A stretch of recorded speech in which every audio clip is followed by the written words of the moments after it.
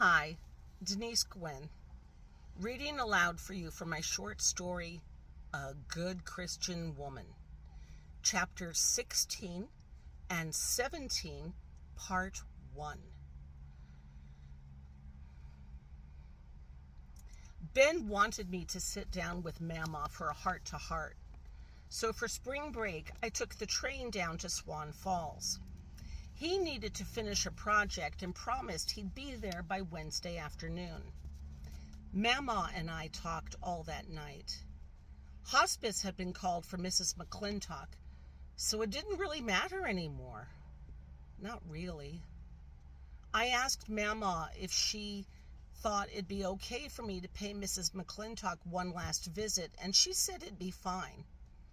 Her only admonition to me, just be careful, okay? Sure, Mama. 17. I arranged on Wednesday to drive Mrs. McClintock to her chemotherapy appointment.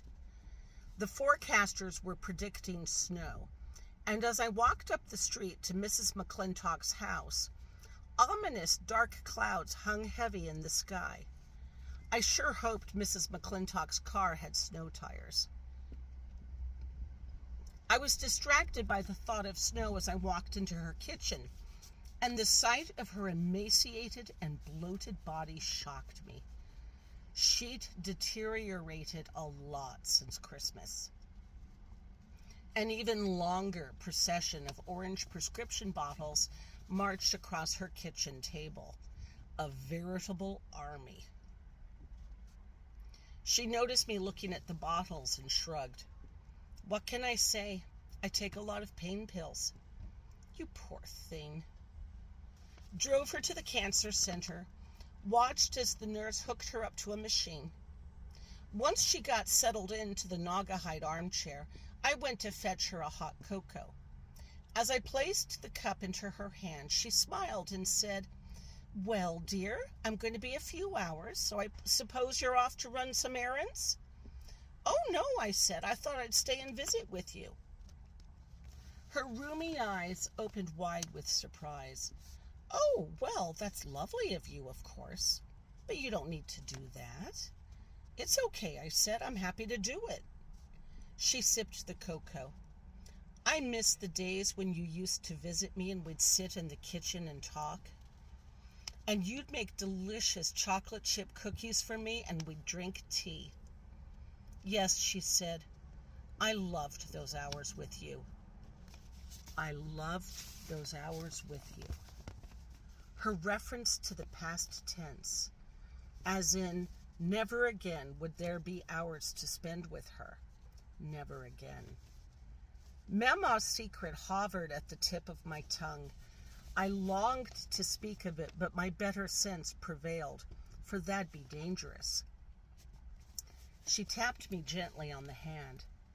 A little bird told me a secret. A secret?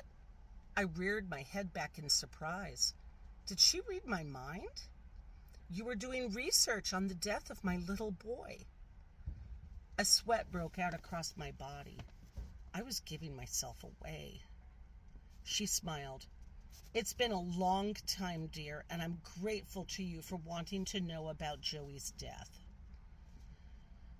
Swan Falls, a cute little burg with the adorable appellation of village, but man, was it a town full of gossiping magpies.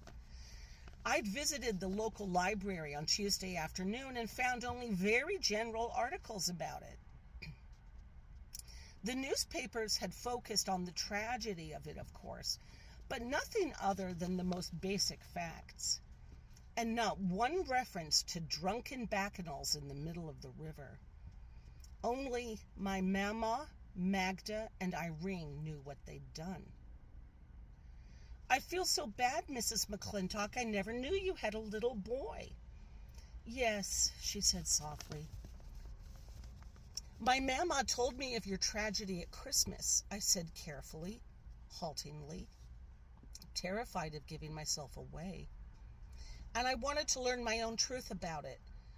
I hope you don't mind, Mrs. McClintock, that I did this research. It breaks my heart that your little boy died. Her eyes filled with tears. That's so sweet of you, honey, and I do appreciate your caring. I'm at the end of my life now, and I just don't know what else to think about except my little Joey. I'm sure it occupies your thoughts. Yes, it does. She looked away from me and gazed out at the room. Tears tracked down her sunken cheeks. I'm no fool. Wasn't about to give away my mama's secret. Mrs. McClintock was an old lady, and dying on top of that. But even a frail old lady can pick up a phone and call the police.